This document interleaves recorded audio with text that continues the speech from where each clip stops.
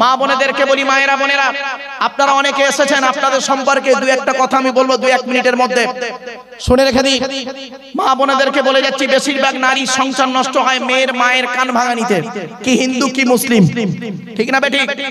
বেশিরভাগ মেয়ের সংসার নষ্ট হয় মেয়ের মায়ের কান ভাঙানিতে। মেয়েদেরকে বলি, মায়েরা আপনারা আপনি আপনার স্বামীকে আয়ত্ত করুন, আপনি আপনার স্বামীকে আয়ত্ত করুন। এমন কিছু আচরণ স্বামীর সঙ্গে করবেন না যাতে করে আপনি থাকা সত্ত্বেও আপনার স্ত্রী, আপনার স্বামী অন্য মহিলার প্রতি আকৃষ্ট হয়। খবরদার। আর পুরুষদেরকে বলে যাচ্ছি, আপনি আপনার স্ত্রীর সঙ্গে ভালো আচরণ করুন। প্রফেট মুহাম্মদ সাল্লাল্লাহু আলাইহি ওয়াসাল্লাম বলেছেন, তুমি তোমার স্ত্রীর সঙ্গে ভালো আচরণ করো। তুমি যেমন খাবে স্ত্রীকে তেমন খাওয়াবে, তুমি যেমন পড়বে স্ত্রীকে তেমন কোয়ালিটি কোয়ান্টিটির পড়াবে, স্ত্রীকে ভালোবাসবে। আর নারীদেরকে বল, নারী সমগ্র নারী জাতিকে বলে যাচ্ছি, শুনে নিন, তাওরাতে আছে এবং হাদিসেও আছে। তাওরাতে লেখা আছে, মুসা নবী একদিন সৃষ্টিকর্তাকে বলছে, মুসা নবী একদিন সৃষ্টিকর্তাকে বলছে, ওগো দয়াময় সৃষ্টিকর্তা, আপনি পৃথিবীতে খুশি হলে কি করেন? সৃষ্টিকর্তা তখন বললেন, মুসা, আমি পৃথিবীতে আকাশ থেকে বাড়ি বর্ষণ করি, মানে পানি বর্ষণ করি। 2 নাম্বার, মুসা বললেন, ওগো দয়াময়, আপনি তার থেকে বেশি খুশি হলে কি করেন? তখন মুসাকে সৃষ্টিকর্তা বললেন, আমি যে ব্যক্তির প্রতি অত্যন্ত খুশি হই, আমি যে ব্যক্তির প্রতি খুশি হই তার বাড়িতে মেহমান বা অতিথি পাঠিয়ে দিই, কুটুম পাঠিয়ে দিই। 3 নাম্বার, সৃষ্টিকর্তাকে মুসা বললেন, ওগো সৃষ্টিকর্তা, আপনি সব থেকে বেশি খুশি হলে কি করেন? তখন সৃষ্টিকর্তা বললেন, কোন ব্যক্তির প্রতি যদি আমি অত্যন্ত খুশি হয়ে যাই তাকে আমি শুধু কন্যা সন্তান দান করি। জোরে বলুন। আচ্ছা বাপেরা বলুন তো, পুত্র সন্তান দেওয়ার মালিক কে? কন্যা সন্তান দেওয়ার মালিক কে? তা পুত্র সন্তান কন্যা সন্তান যদি আল্লাহ দেয়, তাহলে একটা মেয়ে ছেলের 6টা কন্যা হলে তার শাশুড়ি তার বৌমাকে বলে, ওর পেটে বেটা ছেলে নেই। লজ্জা করে না? মেডিকেল সায়েন্স বলছেন, শুনে নিন, জীবন বিজ্ঞান চ্যাপ্টারটার নাম জেনেটিক্স বা বংশগতি বা বিদ্যা। বংশগতিবিদ্যার জনক হলো গ্রেগর জোহান মেন্ডেল। 2টো সূত্র আবিষ্কার করে বলেছিলেন, পৃথক বর্ণের সূত্র, স্বাধীন বর্ণের সূত্র। এক্স আর ওয়াই কে দিয়ে মোটর গাছ কিনে গবেষণা করে বলেছিলেন যে সন্তান জন্ম, সন্তানের লিঙ্গ নির্ধারণ হয় বাপের কারণে, মায়ের এতে কোনো হাত থাকে না। বাপের কারণে সন্তানের লিঙ্গ নির্ধারণ হয়, নারী পুরুষ বাপের কারণে হয়, মায়ের এতে কোনো হাত নেই। ও শাশুড়ি বৌমাকে দোষ না দিয়ে নিজের ছেলেকে দোষ দেন। রেফারেন্স টু দি হলি কোরআন। কোরআন কি বলছে দেখি, লিল্লাহি মুলকুস সামাওয়াতি ওয়াল আরদি ইয়াখলুকু মা ইয়াশা ইয়াহাবু লিমান ইয়াশাউ ইনাসা ওয়া ইয়াহাবু লিমান ইয়াশাউ যুকুর আও ইযাউযুহুম যুকরানা ওয়া ইনাসা ওয়া ইয়াজআলু মান ইয়াশাউ আকিমা। 25 নম্বর পারা 7 নম্বর পৃষ্ঠা 12 নম্বর লাইন, সূরার নাম সূরা শূরা। সেখানে বলা হয়েছে, আসমান পৃথিবী জমিনের মালিক হলাম আমি, সৃষ্টিকর্তা। আমি যা খুশি তাই সৃষ্টি করতে পারি, আমি যাকে খুশি তাকে শুধু কন্যা দান করি। এমনও মানুষ আছে 6টা কন্যা হয়েছে, পুত্র সন্তান হয়নি, নেই এমন?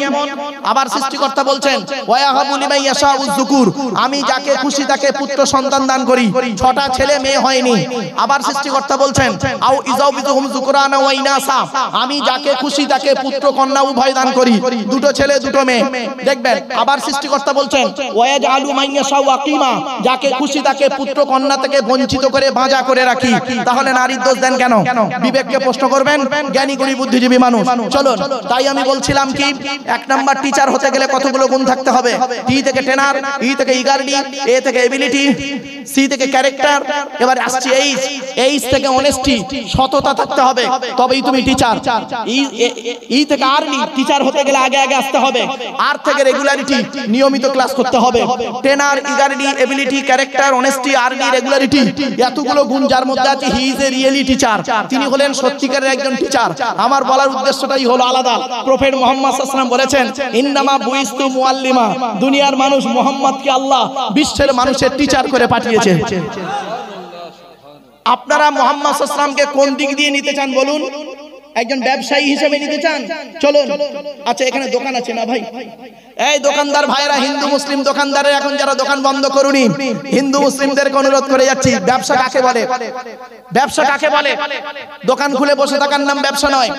মনে রাখবেন, বয়জফলা ব দন্তেশ আকার, বয়জফলায় বয়জফলা ব দন্তেশ আকার, 3টে মিলে হলো ব্যবসা।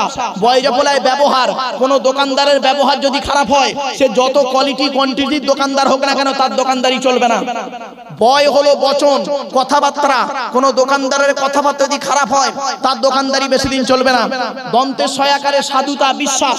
মহাজনের কাছ থেকে মান আনছো, তার সঙ্গে যদি বিশ্বাসঘাতকতা করেছো, সে তোমায় মালি দেবে না, ব্যবসায়ী চলবে না। ব্যবহার, বচন, সাধুতা, তিনটে গুণ যার মধ্যে আছে, he is a really businessman. তিনি হলেন সত্যিকারের একজন ব্যবসায়ী। এই তিন গুণে গুণান্বিত ছিল একজন নবী, একজন ব্যক্তি। তিনি খাদিজার মালগুলো নিয়ে এত সুন্দর ব্যবসার পরিচয়, ব্যবসায়ীর পরিচয় দিয়েছিলেন। তাকে খাদিজাই বিয়ের প্রস্তাব দিয়েছিলেন। পৃথিবীর শ্রেষ্ঠ ব্যবসায়ীর নাম হলো প্রফেট মুহাম্মদ সাল্লাল্লাহু আলাইহি সাল্লাম। জোরে বলুন। শুধু তাই নয়, সায়েন্টিস্ট হিসেবে মুহাম্মদ সাল্লাল্লাহু আলাইহি সাল্লামকে নেবেন। শুনে নিন, 2006 সালে ফুটবল বিশ্বকাপ হয়েছিল, তাই তো নাকি? আরে ভাই বলুন না একটু। 2006 সালে ফুটবল বিশ্বকাপ হয়েছিল। প্রতি 4 বছর অন্তর ফুটবল বিশ্বকাপ হয়। 2006 সালে যে ফুটবল বিশ্বকাপ হয়েছিল, দুটো দল ফাইনালে উঠেছিল, ইতালি আর ফ্রান্স। জিনেদিন জিদান মাথারেজিদ বলে একটা প্লেয়ারকে, ইতালির একটা প্লেয়ারকে মাথা দিয়ে গুঁতো মেরেছিল। টুর্নামেন্টে ভালো খেলার কারণে মানে সোনার বলটা জিদান পেয়েছিল। ইতালি কাপ জিতলো, ফ্রান্স সে বছর হেরে গেল। যে দেশে হয়েছিল দেশটার নাম ছিল জার্মান। যে জার্মানে একজন ভালো মুসলিম স্ট্রাইকার খেলতেন, তার নাম হলো হাফেজ মেসুদ ওজিল। এবার আসছি, ওই জার্মানের সর্বশ্রেষ্ঠ ডাক্তার, ওই জার্মানের সর্বশ্রেষ্ঠ ডাক্তার নাম হলো মিস্টার কুক। কি বললাম? আরে ভাই বলুন না একটু। মিস্টার কুক হিন্দু নন, মুসলমান নন, খ্রিস্টান। মিস্টার কুককে একদিন জার্মানের ছেলেমেয়েরা প্রশ্ন করছে, স্যার রিলিজিয়স অফ ইসলাম সম্পর্কে, দি হলি কোরআন সম্পর্কে, প্রফেট মুহাম্মদ সম্পর্কে আপনি কিছু মতামত পেশ করুন। উনি বললেন, read the holy Quran and tradition of prophet Muhammad Mustafa সাল্লাল্লাহু আলাইহি সাল্লাম, your future life successful, it is my challenge. ওরে জার্মানের ছেলেমেয়েরা, তোরা যদি ভবিষ্যৎ জীবনটা উন্নতির চরম শিখরে পৌঁছাতে যাস, আমি মিস্টার কুক তোদের চ্যালেঞ্জ দিয়ে বলে যাচ্ছি, মুহাম্মদ বলে একজন নবী এসেছিল, ওই নবীর উপরে যে কোরআন এসেছিল, ওই কোরআনটাকে তোরা ভালো করে পড়বি, গবেষণা করবি, আর মুহাম্মাদের হাদিসগুলো নিয়ে গবেষণা করবি, পড়বি। আমি মিস্টার কুক তোদের বলে যাচ্ছি, ভবিষ্যৎ জীবনটা উন্নতির চরম শিখরে পৌঁছে যাবি। সঙ্গে সঙ্গে জার্মানের ছেলেমেয়েরা বলল, স্যার আপনি একজন খ্রিস্টান হয়ে বাইবেল পড়তে না বলে মুহাম্মাদের উপরে আসা কোরআন পড়তে বললেন কেন? আপনি নিজে কিছু পেয়েছেন? তা বলছে, পেয়েছি বলেই বলেছি। বলে কি পেয়েছেন স্যার একটু বলুন। উনি বলছেন, আমি একদিন রাস্তা দিয়ে যাচ্ছিলাম, যেতে যেতে মুহাম্মদ সাল্লাল্লাহু আলাইহি ওয়াসাল্লামের একটা বাণী শুনতে পেলাম। মুহাম্মদ সাল্লাল্লাহু আলাইহি ওয়াসাল্লাম বলেছেন, কুকুর যে পাত্রে মুখ দেয়, ওই পাত্রটাকে তোমরা 7 বার মাটি দিয়ে ধৌত করো। আমি চিন্তা করলাম, মুহাম্মদ সাল্লাল্লাহু আলাইহি ওয়াসাল্লাম কোন কলেজ ইউনিভার্সিটিতে পড়ে নাই, কোন মাদ্রাসায় পড়ে নাই, এমন কথা বলে কেমন করে? 16 বছরের পড়াশোনা, 20 বছরের গবেষণা, মোট 36টা বছর কাটিয়েছি মুহাম্মদ সাল্লাল্লাহু আলাইহি ওয়াসাল্লামের ভুল বের করব বলে। অ্যামোনিয়াম ক্লোরাইড যাকে নিষোদল বলা হয়, এটাকে নিয়ে গবেষণা করছিলাম। করতে করতে মাথায় চাপলো, মুহাম্মদ সাল্লাল্লাহু আলাইহি ওয়াসাল্লামের ভুল বের করতে হবে। একটা পাত্রে কুকুরের জীবাণু রাখলাম, একবার, দুইবার, তিনবার, চারবার, 5 বার মাটি দিয়ে ধৌত করলাম। করার পরে ল্যাবরেটরিতে দিয়েছি, দেখছি ওই পাত্র থেকে কুকুরের জীবাণুটা যায় নাই। 7মবারে যখন ধৌত করেছি, করার পরে ল্যাবরেটরিতে যখন দিয়েছি, দেখছি ওই পাত্র থেকে জনমের মতো কুকুরের জীবাণুটা চলে গিয়েছে। সঙ্গে সঙ্গে ল্যাবরেটরির ভিতরে দাঁড়িয়ে দাঁড়িয়ে বলেছিলেন, oh my God, first scientifics in the world, prophet Muhammad Mustafa সাল্লাল্লাহু আলাইহি সাল্লাম। পৃথিবীর প্রথম বৈজ্ঞানিক যদি থাকতে হয়, হযরত মুহাম্মদই আছে। এরকম বহু তথ্য আমি আপনাদেরকে দিতে পারবো ইনশাআল্লাহ। যেহেতু দেখতে দেখতে আমার টাইম 10:30 পর্যন্ত পার হয়ে গেছে, 2-5 মিনিট। আপনাদেরকে কি বলবো, চলার জীবনে এতক্ষণ আপনাদেরকে আলোচনা করলাম বিভিন্ন দিক নিয়ে, হিন্দু মুসলিম বিভিন্ন সমন্বয়ে কথা কিছু বললাম। ভাষাগত দিক থেকে ত্রুটি হলে ক্ষমা করবেন। ভালো থাকুন, সুস্থ থাকুন, মানুষকে ভালোবাসুন, অন্তরে জিলিপির পেঁচটা ছাড়িয়ে দিন। মা বোনেদেরকে বলছি, শাশুড়িদেরকে বলছি, নিজের বৌমাকে নিজের মেয়ের মতো ভালোবাসুন, আর বৌমাকেও বলছি, শাশুড়িকে নিজের মায়ের মতো ভক্তি করুন।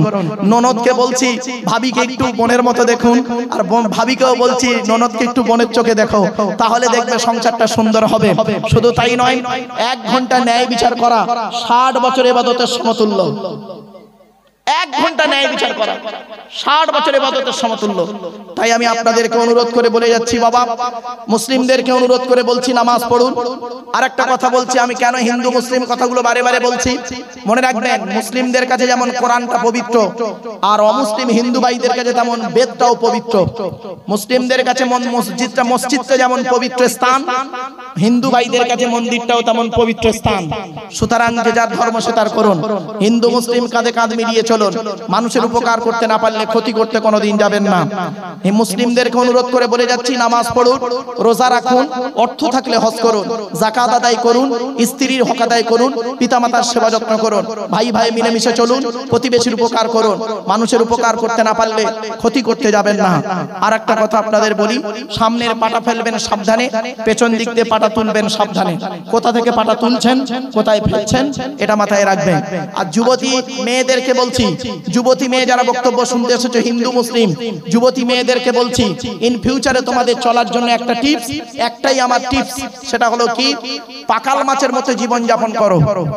পাকাল মাছ বোঝেন? বোঝেন তো? হ্যাঁ, পাকাল মাছ, পাকাল মাছ। আচ্ছা, পাকাল মাছ কোথায় থাকে? গায়ে কাদা লাগে, এইভাবে জীবন যাপন করো। ধর্মের মুসলিমদেরকে বলে যাচ্ছি, মুসলিম ভাইদেরকে আমি করজোড়ে বলছি, ধর্মের ভেতরে মারামারি করবেন না। ধর্মের ভিতরে মারামারি, গোল টুপি, লম্বা টুপি, টুপির মারামারি, এইসব নিয়ে মারামারি, ধর্মের ভিতরে মারামারি। ছোট্ট একটা প্রশ্ন আপনাদের করি, কবরে গেলে আপনাকে কোনোদিন বলবে না তুই তবলিগ না ফুরফুরা না বেরেলি না ওয়াহাবি না জামাত ইসলাম না আহলে হাদিস। কিয়ামতের মাঠে এই প্রশ্ন করা হবে না তুই তবলিগ ফুরফুরা বেরেলি ওয়াহাবি জামাত ইসলাম আহলে হাদিস কি ছিলিস। যেগুলো যে জিনিসটা, যে প্রশ্নগুলো কবরে হবে না, যে প্রশ্নগুলো কিয়ামতের মাঠে হবে না, এই পৃথিবীতে কয়েক বছর বাঁচবেন, 23, 24, 40, 50 বছর বাঁচবেন, সেইগুলো নিয়ে মারামারি করেন কেন? যে প্রশ্ন কবরে হবে সেইটা নিয়ে চিন্তা ভাবনা করুন, যে প্রশ্ন কিয়ামতের মাঠে হবে সেইটা নিয়ে চিন্তা ভাবনা করুন। অনুরোধ করে বলে গেলাম, কবরটাকে শান্তির বাগান বানানোর জন্য পৃথিবীতে সুন্দর দেহ তৈরি করে যান। মনে রাখবেন, এই মাটির দেহ মাটি হবে, পুড়ে হবে ছাই। এ দেহ পচা দেহ, গরব কিসের ভাই? কোন দিকের অহংকার চলবে না বাপ। কোরআনের দলিল, ওয়ালা তুসাইর খাদ্দাকা লিন-নাস ওয়ালা তামশি ফিল আরদি মারহা ইন্নাল্লাহা লা ইউহিব্বু কুল্লা মুখতারিন ফখুর। পারা নাম্বার 21, পৃষ্ঠা নাম্বার 11, লাইন নাম্বার 14, সূরার নাম সূরা লোকমান। কোরআনে বলা হয়েছে, এই পৃথিবীতে কোনোদিন অহংকার করে চলাফেরা করিস না। আমি আল্লাহ কোনোদিন কোনো অহংকারকারীকে ভালোবাসি না। কিসের অহংকার করেন? সমস্ত অহংকার আল্লাহর কাছে সব জিরো। ঠিক না? ঠিক। তাই আপনাদেরকে বলে যাচ্ছি বাপ, পৃথিবীতে যে কদিন বাঁচবেন, ঈমানের সহিত থাকার তৌফিক যেন আল্লাহ আমাদের দান করেন। বলুন আল্লাহুম্মা আমিন। ঈমান নিয়ে থাকার, ঈমান নিয়ে যাওয়ার, মানুষের সঙ্গে ভালো ব্যবহার করে যাওয়া। মৃত ব্যক্তিদের গালি দেবেন না, মৃত ব্যক্তিদের গালি দেবেন না, খবরদার। আম্মা জান আয়েশা থেকে হাদিস রওয়ায়াত, আল্লাহর নবী বলেছেন, লা তাসুব্বুল আমওয়াতা, তোমরা মৃত ব্যক্তিদের গালি দিও না। যারা পৃথিবী ছেড়ে চলে গেছে তাদেরকে গালি দেন কেন? কেন গালি দেন? খবরদার গালি দেবেন না, তাদের জবাব তারা দেবে। তুমি তাকে গালি দিয়ে তোমার ঈমানটাকে নষ্ট করছো কেন? বোকার পরিচয়, খবরদার নয়। আপনি কিভাবে চলছেন আপনি আপনার বিবেককে প্রশ্ন করুন। খাঁটি মুমিন হতে গেলে 5টা গুণ লাগবে। ইন্নামাল মুমিনুনা আল্লাযীনা ইযা যুকিরাল্লাহু ওয়াজিলাত কুলুবুহুম। 2 নাম্বার, ওয়া ইযা তুলিয়াত আলাইহিম আয়াতুহু যাদাতুহুম ঈমানা। 3 নাম্বার, ওয়া আলা রাব্বিহিম ইয়াতাওয়াক্কালুন। 4 নাম্বার, আল্লাযীনা ইউকিমুনাস সালাত। 5 নাম্বার, ওয়া মিম্মা রাযাকনাহুম ইউনফিকুন। এই 5টা আয়াত বলে আল্লাহ বলছেন, উলাইকা হুমুল মুমিনুনা হাক্কা, এরাই হলো প্রকৃত মুমিন, যাকে তাকে মুমিন বলে না বাপ। অনুরোধ করে বলে গেলাম, শুনে রেখে দিন, এই হিন্দু মুসলমান,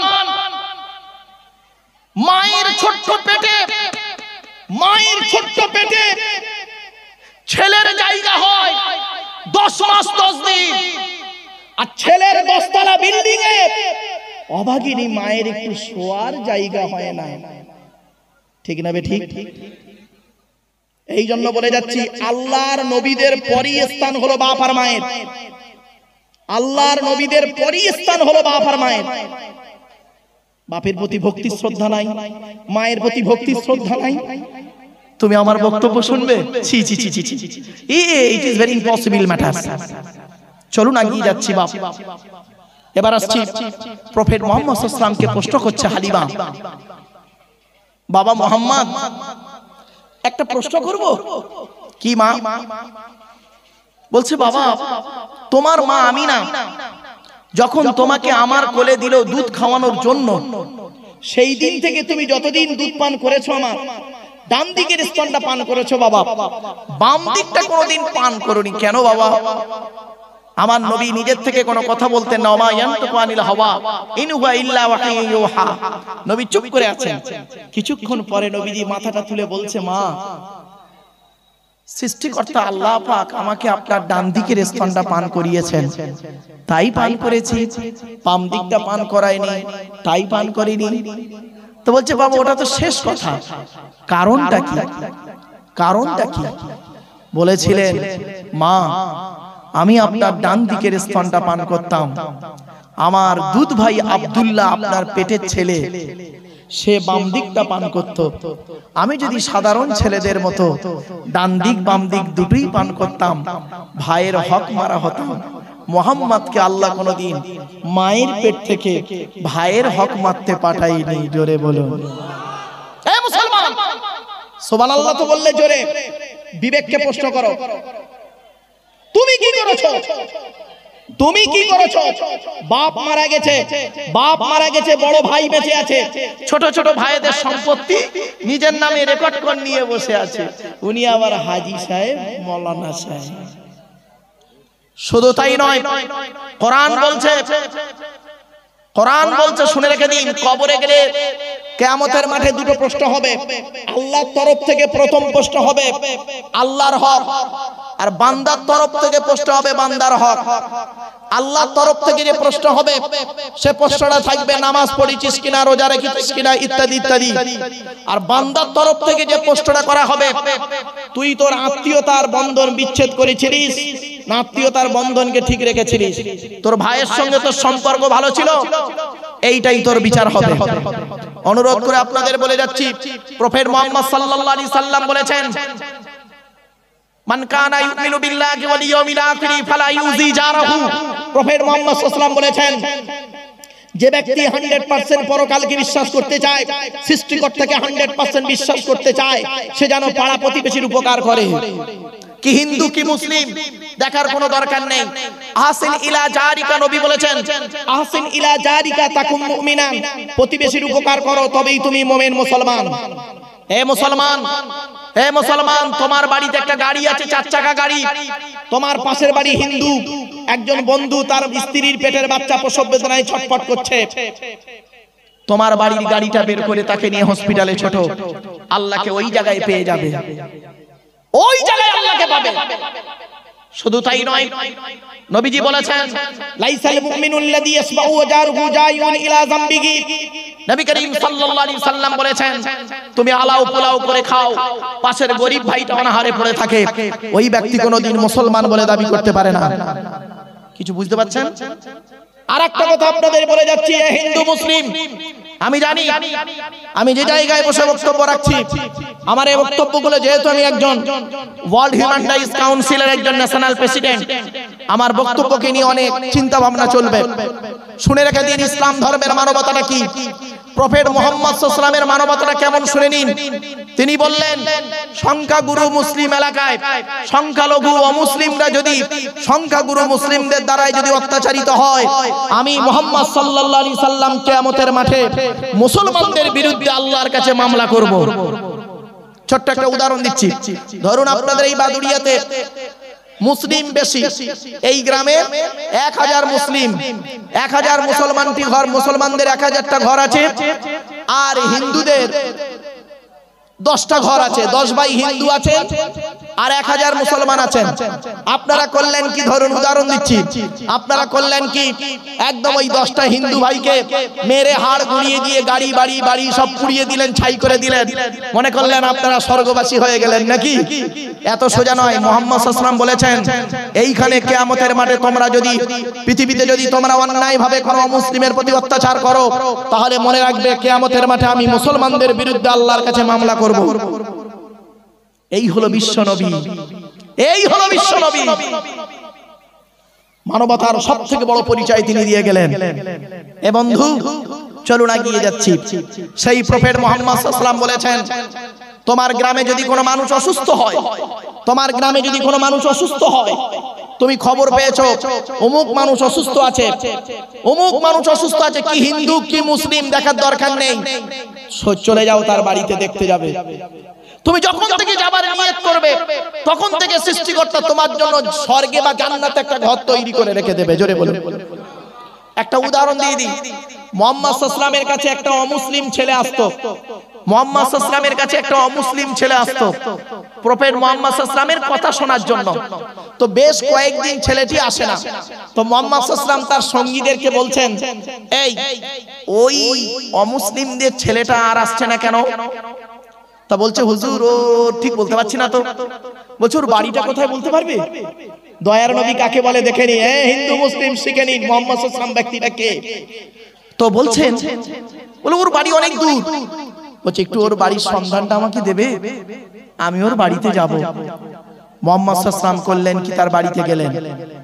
তার বাড়িতে যেতে তার মা হলো অমুসলিম, ছেলেটাও অমুসলিম, বাপ অমুসলিম। ছেলেটির মা বলছে, বাবা আমার কপাল, আমার কপাল, আমার বাড়িতে আল আমিন এসেছে। নবীর একটা নাম ছিল আল আমিন, সত্যবাদী। প্রফেট মুহাম্মদ সাল্লাল্লাহু আলাইহি ওয়াসাল্লাম জীবনে কোনোদিন মিথ্যা কথা বলেনি। আমার বাড়িতে আল আমিন এসেছে, আল আমিন, বসো বাবা, বসো বসো। তখন নবীজি বলেছিলেন, মা আজ আর বসবো না, এসেছি আপনার ছেলের কাছে। আপনার ছেলে কোথায়? বলছে, বাবা কয়েকদিন জ্বরে ভুগছে, ওই ঘরটার ভিতরে আছে। মুহাম্মদ সাল্লাল্লাহু আলাইহি ওয়াসাল্লাম তার কাছে গেলেন, মাথার ধারে বসলেন, বসে বলছেন, দেখো তোমার বিনা অনুমতিতেই তোমার বাড়িতে চলে এসেছি। কেন জানো? তুমি কয়েকদিন আমার কাছে গিয়েছিলে, একটা অন্তরের ভালোবাসা তোমার সঙ্গে জন্ম হয়ে গেছে, এই জন্য তোমাকে কয়েকদিন দেখতে পাইনি, মনটা একটু কাঁদছিল, তাই আমি তোমাকে না জানি তোমার বাড়িতে চলে এসেছি। আজ আসি, আজ উঠলাম, আমার সৃষ্টিকর্তা আল্লাহ পাক চাইলে তোমার শরীরকে ভালো করে দেবে, সময় পেলে আমার এখানে এসো, দেখা করে যেও। এই বলে নবীজি ছেলেটির কাছ থেকে চলে এলেন। ছেলেটি সুস্থ হলো। কয়েকদিন পরে এসে ছেলেটি এসে বলছে কি জানেন? ছেলেটি এসে বলছে, হে আল্লাহর নবী, হে আল্লাহর নবী, আমি তাওরাত কিতাবে পড়েছিলাম, তাওরাত কিতাবে পড়েছিলাম পৃথিবীর শেষ লগ্নে একজন নবী আসবে, তার ভালোবাসা, তার ব্যবহার, তার চরিত্র সারা পৃথিবীর মানুষকে মুগ্ধ করবে। অতএব আপনার ব্যবহার আমার মনকে মুগ্ধ করেছে, আজই আমি ইসলামের কালেমা পড়ে মুসলমান হয়ে গেলাম। এরই নাম ইসলাম। চলো প্রফেট মুহাম্মদ সাল্লাল্লাহু আলাইহি ওয়াসাল্লাম সম্পর্কে আরো অনেক তথ্য, কটা তথ্য দেব। প্রফেট মুহাম্মদ সাল্লাল্লাহু আলাইহি ওয়াসাল্লাম বলেছেন, ওই ব্যক্তি কোনোদিন মুসলমান বলে দাবি করতে পারে না যে নিজের ভাইয়ের সঙ্গে দ্বন্দ্ব করে থাকে। যে ব্যক্তি 3 দিনের বেশি কথা না বলে একে অপরের সঙ্গে, মুসলমানের সঙ্গে যদি কথা না বলে, ওই ব্যক্তি কোনোদিন মুসলমান বলে দাবি করতে পারে না। 3 দিন তো দূরের কথা, 30 বছর কোনো কথাবার্তা নেই। ভাই ভাই জমি জায়গা নিয়ে ঝগড়া হয়েছে, ভাই ভাই জমি জায়গা নিয়ে ঝগড়া হয়েছে, ভাই কিছু দিলে সেটা ফিরিয়ে দেয়, খবরদার এটা করবেন না। ভ্রাতৃত্ববোধটা হলো সবথেকে ইসলামের বড় জিনিস। আত্মীয়তা বিচ্ছেদ করা হলো হারাম, কোরআনে বলা হয়েছে আত্মীয়তা বিচ্ছেদ কেউ করবেন না। হিন্দু মুসলিম কাঁধে কাঁধ মিলিয়ে চলবেন, একে অপরকে ভালোবাসবেন, একে অপরের বিপদে ঝাঁপিয়ে পড়বেন। দলিল কোরআনে আছে, বাপ ওয়াবুদুল্লাহ ওয়া লা তুশরিকু বিহি শাইয়্যা ওয়া বিল ওয়ালিদাইনি ইহসানা ওয়া বিযিল কুরবা ওয়াল ইয়াতামা ওয়াল মাসাকিন ওয়াল জারি যিল কুরবা ওয়াল জারিল জুনুব ওয়া সাহিবি বিল জামবি ওয়া বিনিস সাবিল ওয়া মা মালাকাত আইমানুকুম। পবিত্র কোরআন সূরা নিসা 36 নম্বর আয়াতে প্রতিবেশীর উপকার করতে হবে। এজন্য আপনাদেরকে আমি অনুরোধ করে বলে যাচ্ছি, এটা মাথায় রাখুন। আল্লাহর আলোচনা করেছি, নবীর সংক্ষিপ্ত আলোচনা আপনাদেরকে বললাম, প্রফেট মুহাম্মদ সাল্লাল্লাহু আলাইহি ওয়াসাল্লামের কিছু আদর্শ তুলে বাস্তব জীবনের সঙ্গে একটু মিল দিয়ে দিলাম। এবারে আসছি আমাদের পরিচয়। আমাদের পরিচয় কটা বলেছিলাম বাবা? দুটো। কি কি? এই কোরআনই আছে, ওমাই ইউমিন বিল্লাহি ওয়া ইয়ামাল সলিহা, ওমাই ইউমিন বিল্লাহি ওয়া ইয়ামাল সলিহা। পবিত্র কোরআন 28 নম্বর পারা 16 নম্বর পৃষ্ঠা 2 নম্বর লাইন, সূরার নাম সূরা তাগাবুন আয়াত নম্বর 9 আল কোরআন। সেখানে বলা হয়েছে, পৃথিবীতে মানব জাতি তোদের পরিচয় হলো মাত্র দুটো। আমি আল্লাহ আমার পরিচয় 4টে, আমার নবীদের পরিচয় 3টে। আরে মানব জাতি তোদের পরিচয় হলো মাত্র দুটো। কি কি? 1 নাম্বার হলো এই পৃথিবীতে যতদিন বাঁচবি 100%, কত পার্সেন্ট? 100% তোরা সৃষ্টিকর্তা আমি, আমার উপরে ভরসা করবি, আমাকেই বিশ্বাস করবি, 100% আমাকে বিশ্বাস করবি। আমাদের বিশ্বাসটা সৃষ্টিকর্তার উপরে 100% নেই। আমরা বিপদে পড়লে সৃষ্টিকর্তাকে 100% বিশ্বাস করি, আর বিপদ থেকে উদ্ধার হয়ে গেলে সৃষ্টিকর্তাকে আবার ভুলে যাই। ঠিক না ঠিক? প্রমাণ অনেক রয়েছে, অনেক প্রমাণ দিতে পারবো ইনশাআল্লাহ। চলো 2 নাম্বার হলো কি? ওয়া ইয়ামাল সলিহা। পৃথিবীতে যতদিন বাঁচবি মানুষের উপকার করে যাবি, ভালো কাজ করে যাবি। মানুষের উপকার করতে না পারলে কোনোদিন ক্ষতি করতে যাবি না। মানুষের উপকার করতে না পারলে ক্ষতি করতে যাবি না। কোরআনে বলা হয়েছে, যে ব্যক্তি 100% ঈমান আনবে আর ভালো কাজ করবে, মানে আমিলা সালিহাম মিন যাকারিন আও উনসা ওয়া হুয়া মুমিন। যে ব্যক্তি 100% ঈমান আনবে আর ভালো কাজ করবে, বেটা ছেলে হোক আর মেয়ে ছেলে হোক, ওয়া হুয়া মুমিন, সে হলো মুমিন, বিশ্বাসী। ফালানুহিয়ান্নাহু হায়াতান তাইয়্যিবা। পৃথিবীতে যতদিন বাঁচবে শান্তি সম্মানের সহিত সৃষ্টি সৃষ্টিকর্তা থেকে যাপন করাবে। জোরে বলুন সুবহানাল্লাহ। আর যদি আপনি 100% বিশ্বাস করেন সৃষ্টিকর্তাকে, আর পৃথিবীতে যতদিন বাঁচবেন যদি ভালো কাজ করে যান, সৃষ্টিকর্তা কোরআনে বলছেন ইন্নাল্লাযীনা আমানু ওয়া আমিলুস সলিহাত কানাত লাহুম জান্নাতুল ফিরদাউস নুজুলা। পারা নাম্বার 16 পৃষ্ঠা 3 লাইন নাম্বার 12 সূরার নাম সূরা কাহফ। বলা হয়েছে 100% যারা ঈমান আনবে, বিশ্বাস করবে সৃষ্টিকর্তাকে, চলতে ফিরতে উঠতে বসতে সবকিছুতেই সৃষ্টিকর্তা থাকবে 100% তার কাছে। আর যে ব্যক্তি পৃথিবীতে ভালো কাজ করবে, এই দুটো কাজ যে ব্যক্তি করবে, পরকালে তার ঠিকানা হবে জান্নাতুল ফেরদাউস, সবথেকে উত্তম স্বর্গ জান্নাতুল ফেরদাউস। জোরে বলুন সুবহানাল্লাহ। অনুরোধ করে বলে যাচ্ছি, এই পৃথিবী শুরু হয়েছে একদিন, এই পৃথিবী ধ্বংস হবে একদিন। এই পৃথিবী শুরু হয়েছে একদিন, এই পৃথিবী ধ্বংস হবে একদিন। এই জীবন শুরু হয়েছে একদিন, এই জীবন শেষ হবে একদিন। ঠিক না বেঠিক? এই জীবন শুরু হয়েছে 150 টাকায়, এই জীবন শেষ হবে 1500 টাকায়। এই বক্তব্যটা আমি করেছিলাম এক জায়গায়। আমার এক বন্ধু কলেজের প্রফেসর সামনে বসে আছে, আমার বক্তব্য শুনবে। আর আমি বক্তব্য করতে করতে যেই বলেছি এই জীবন শুরু হয়েছে 150 টাকা, এই জীবন শেষ হবে 1500 টাকায়, তখন বন্ধুটি মুচকে হেসে বলছে, ভাই কি বলছেন আপনি, কি বলছেন আপনি? 150 টাকায় আমার জীবন শুরু হয়ে যায়, 1500 টাকায় শেষ। আমি বললাম হ্যাঁ।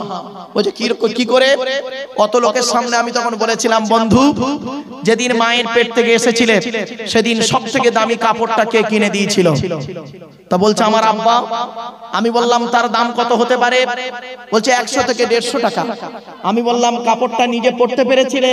বলছে না না না, তা আবার পারি, অন্যই পরিয়ে দিয়েছিল।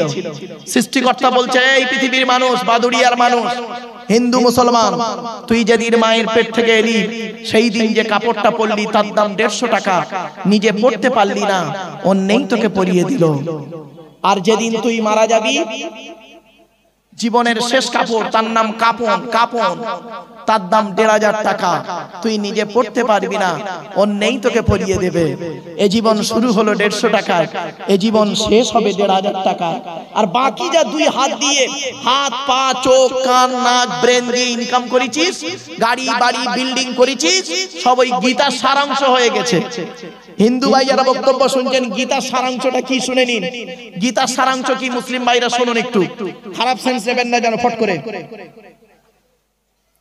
যা নিয়েছো, যা হয়েছে তা ভালোই হয়েছে, যা হচ্ছে তা ভালোই হচ্ছে, যা হবে তা ভালোই হবে। কি হারিয়েছে তোমাদের? তোমরা কাঁদছো, যা নিয়েছো এই পৃথিবী থেকেই নিয়েছো, যা দিয়েছো এই পৃথিবীতেই দিয়েছো। আজকের যেটা তোমার আছে, গতকাল সেটা অন্যের ছিল, তার মানে তোমার ছেলে তোমার বাপের ছিল। আজকের যেটা তোমার আছে, গতকাল সেটা অন্যের ছিল, আজ তোমার আছে। তুমি আজ মারা যাও, আগামী কাল সেটা অন্যের হয়ে যাবে, তার মানে তোমার ছেলের হয়ে যাবে। কিছু বুঝতে পারলেন বাবা? হিন্দু মুসলিম অনুরোধ করে বলে যাচ্ছি, চোখ দুটো বন্ধ হয়ে গেলে শেষ। মুসলমানরা যাবেন কবরে, হিন্দু যাবে শ্মশানে। কবর চারটে কথা বলে। কয়টা কয়টা কয়টা? চারটে কথা বলে। এক নাম্বার কবর বলে, আমি কবর, আমি দরজা জানালা ছাড়া ঘর। আমি কবর, দরজা জানালা ছাড়া ঘর। আজকের বাড়িতে গিয়ে, হে হিন্দু হে মুসলিম, আজ বাড়িতে গিয়ে দরজা বন্ধ করে লাইটটা অফ করে 1 ঘন্টা একদিন থেকে দেখো, অনুভব করতে পারবে কবর কি জিনিস। 2 নাম্বার কবর বলে, আমি কবর এমন একটা ঘর, আমি সাপ বিচে পোকামাকড়ের ঘর, সাপ বিচে পোকামাকড়ের ঘর। আমি কবর এমন একটা ঘর, সাপ বিচে পোকামাকড়ের ঘর। বাপেরা, আপনাদের এলাকায় কোনো ব্যক্তি মারা গেলে তারকে কাফন পরিয়ে জানাজা পরিয়ে মাটি দেন, তাই তো নাকি মুসলিমরা? আচ্ছা, মাটি দেবার 20 দিন পরে, কতদিন? মাটি দেবার 20 দিন পরে কবরটা কোনোদিন খুলে কেউ দেখেছেন? দেখেননি? একবার দেখবেন, দেখলেই বুঝতে পারবেন। শুনে নিন, মানুষকে যখন মাটি দিয়ে চলে আসা হয়, মানুষকে যখন মাটি দিয়ে চলে আসা হয়, মুসলিমরা যখন মাটি দিয়ে চলে আসে, ওই ব্যক্তিকে, ওই ব্যক্তির 8 থেকে 10 দিন পরে, কবরের ভিতরে 8 থেকে 10 দিন পরে সর্বপ্রথম ওর মাথার চুল মাথার চুল, দাড়ি, গোপ, নাক, মানে সমস্ত লোমগুলো, হাতের নখগুলো খসে খসে পড়ে যায়। 10 থেকে 12 দিন পরে ব্রেনটা গলে গিয়ে পচে গিয়ে নাক দিয়ে, কান দিয়ে, গাল দিয়ে বেরোতে থাকে। শুনে নিন, মানব সৃষ্টিকর্তা বলছেন, এ মানব জাতি, তোর দেহের মধ্যে 9টা ছিদ্র করেছি। কয়টা? 9টা ছিদ্র দিয়েছি। 2 নাক, 2 কান, 2 গা, একটা গাল, 2 চোখ, 7টা সামনে পেছনে 9টা। এই 9টা ছিদ্রের যে কোনো একটা ছিদ্র দিয়ে তোর আত্মা বের করে নেওয়া হয়। আর মোমেন ব্যক্তি যে হয়, সৃষ্টিকর্তার নিকটবর্তী যে ব্যক্তি হয়, তার আত্মাটাকে সৃষ্টিকর্তা ফেরেশতার মাধ্যমে এমন ভাবে বের করে ও নিজেই বুঝতে পারে না। জোরে বলুন। 3 নাম্বার হলো কবর। বলে আমি কবর কাউকে চিনি না, কাউকে চিনি না তার আমল ছাড়া। 4 নাম্বার কবর বলে আমি কবর, আমার উপরে লাইটিং করতে গেলে, খুশবু করতে গেলে, ফুল দিয়ে খুশবু করতে গেলে, লাইটিং করতে গেলে আমার উপরে টাকার প্রয়োজন হয়, আর আমার ভেতরে লাইটিং করতে গেলে নেক আমলের প্রয়োজন হয়। জ্ঞানীগুলি বুদ্ধিজীবী মানুষ বক্তব্য একটু শেষের দিকে নিয়ে আসছি। এই পৃথিবী শুরু হয়েছে একদিন, এই পৃথিবী ধ্বংস হবে একদিন। পৃথিবী ধ্বংসের কয়েকটা লক্ষণ মুহাম্মদ সাল্লাল্লাহু আলাইহি ওয়াসাল্লাম বলে গেছেন। আজ আমি হিন্দু মুসলমান সমন্বয়ে কথাটি বলছি, শুনে নিন। 1 নাম্বার প্রফেট মুহাম্মদ সাল্লাল্লাহু আলাইহি ওয়াসাল্লাম বললেন, এই পৃথিবী ধ্বংসের প্রথম লক্ষণ হলো বিদ্যা সমাজ থেকে উঠে চলে যাবে। আজ মাধ্যমিক, উচ্চ মাধ্যমিক, বিএ পাস, এমএ পাস, আলেম, হাফেজ, মাস্টার, ডাক্তার, ইঞ্জিনিয়ার, প্রফেসর বেড়ে গেছে। বুড়ো বুড়ি বাম্মার অনেকে ভাতও দেয় না, খবর নেয় না। ঠিক না বে ঠিক? What is the definition of education? Education কাকে বলে?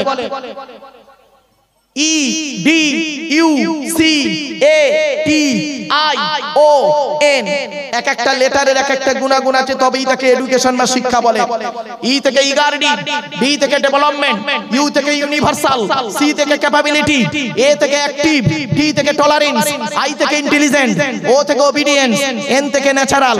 এতগুলো গুণে গুণান্বিত বস্তুকে বলা হয় এডুকেশন বা শিক্ষা, যাকে তাকে শিক্ষা বলে না। মনে রাখবেন, শিক্ষাটা নেবে কে? যে নেবে তাকে বলা হয় স্টুডেন্ট।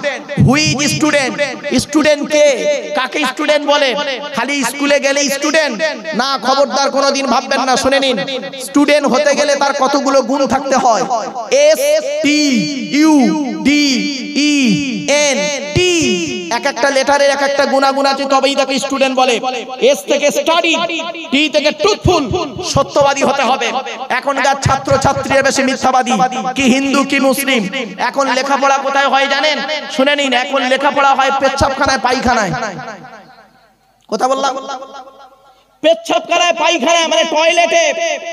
পরীক্ষার সময় মাধ্যমিক সেন্টার হয়, উচ্চ মাধ্যমিক সেন্টার হয়, দেখবেন পেচ্ছাবখানায়, পায়খানাতে দেখবেন টুকলিগুলো, মাইক্রো জেরাসগুলো, বইয়ের পৃষ্ঠা ছেঁড়া বই এনে ফেলে রেখে চলে এসছে। সেখানে অন্য একজন স্টুডেন্ট গিয়ে পেশাব ফিরে চলে এলো। ওই স্টুডেন্টটা দেখবেন 20 বছর পরে স্টেজে এসে লেকচার দেবে। উনি আইপিএস অফিসার হবে, উনি পুলিশ হবে, উনি একজন ডিজি হবে, উনি একজন ডিএম হবে, উনি একজন ধর্মগুরু হবে। লজ্জা করা উচিত। বিবেককে প্রশ্ন করো। এস থেকে স্টাডি, টি থেকে ট্রুথফুল, ইউ থেকে ইউনিটি বা আনকমন, ডি থেকে ডেভোনিয়াস, ই থেকে এফিশিয়েন্ট, এন থেকে নোবেল, টি থেকে টিপটপ। এতগুলো গুণে গুণান্বিত ব্যক্তিকে বলা হয় স্টুডেন্ট, যাকে তাকে স্টুডেন্ট বলে না। এবারে শিক্ষাটা দেবে কে? যিনি দেবেন তাকে বলা হয় teacher. Who is teacher? Teacher কাকে বলে? TEACHER, টি থেকে ট্রেনার, প্রশিক্ষণ প্রাপ্ত হতে হবে তবেই তুমি টিচার। ই থেকে ইগার্ডি, আগ্রহী হতে হবে তবেই তুমি টিচার। এ থেকে এবিলিটি, দক্ষতা থাকতে হবে তবেই তুমি teacher. Most important letter C, C থেকে ক্যারেক্টার, চরিত্র ঠিক থাকতে হবে তবেই তুমি টিচার। আজ থেকে 30 বছর আগে টিচার ছাত্রের সম্পর্ক কি ছিল? পিতা আর পুত্রের ন্যায়। কি হিন্দু কি মুসলিম, আমাদের স্যারেরা যখন আসতো আমরা সাইকেল থেকে নেমে যেতাম। ঠিক না বেঠিক? কি হিন্দু কি মুসলিম, স্যারেরা যখন আসতো, ম্যাডাম আসছে, স্যার আসছে, আমরা সাইকেল থেকে নেমে যেতাম।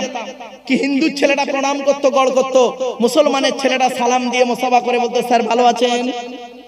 আর এখন কি হয়েছে শুনবেন?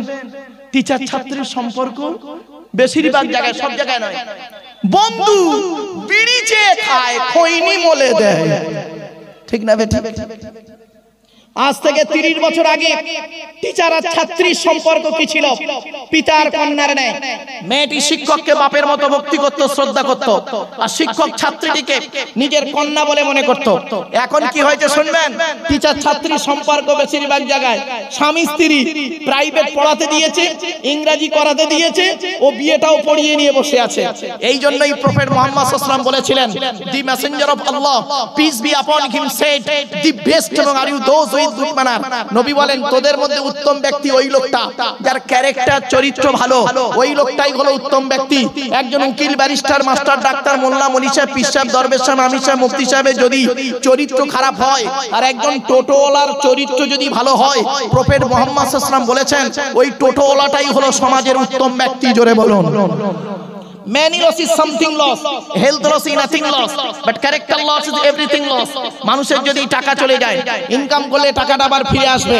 মানুষের যদি শরীর চলে যায়, ভালো মন্দ খেলে শরীরটাও ফিরে আসবে। কিন্তু বন্ধুরে, মানুষের যদি চরিত্র চলে যায়, চরিত্র কিন্তু আর ফিরে আসবে না। তাই প্রফেট মুহাম্মদ সাল্লাল্লাহু আলাইহি ওয়াসাল্লাম বলেছেন, বুখারীর হাদিস, নবী মুহাম্মদ সাল্লাল্লাহু আলাইহি ওয়াসাল্লাম বলেছেন, তোরা আমার দুটো জিনিসের গ্যারান্টি দে। কটা? দুটো জিনিসের গ্যারান্টি দে। মুহাম্মদ সাল্লাল্লাহু আলাইহি ওয়াসাল্লাম বলছেন, আমি বলিনি। তোরা আমাকে দুটো জিনিসের গ্যারান্টি দে, আমি মুহাম্মদ সাল্লাল্লাহু আলাইহি ওয়াসাল্লাম তোদের স্বর্গ বা জান্নাতের গ্যারান্টি দিয়ে দেব। কি? দুই ঠোঁটের মাঝখানে, দুই ঠোঁটের মাঝখানে, দুই রানের বীজখানে, দুই ঠোঁটের মাঝখানে জিভের গ্যারান্টি দে। হারাম খাবার খাওয়া থেকে জিভটাকে ঠিক কর। আসুন আমরা একটু সংক্ষিপ্ত মুক্তাসার একটু দোয়া করব। আমার জন্য দোয়া চান এবং আপনাদের জন্য আমি দোয়া চাই। আল্লাহুম্মা আমিন। ربنا ظلمنا انفسنا وان لم تغفر لنا وترحمنا لنكونن من الخاسرين ربي زدني علما ربي ارحمهما كما ربياني صغيرا رب العالمين। আল্লাহ, এখানে যত মানুষ আছে, নারী পুরুষ, কেউ আপনাকে আহাদ বলে, কেউ আপনাকে ওয়াহিদ বলে।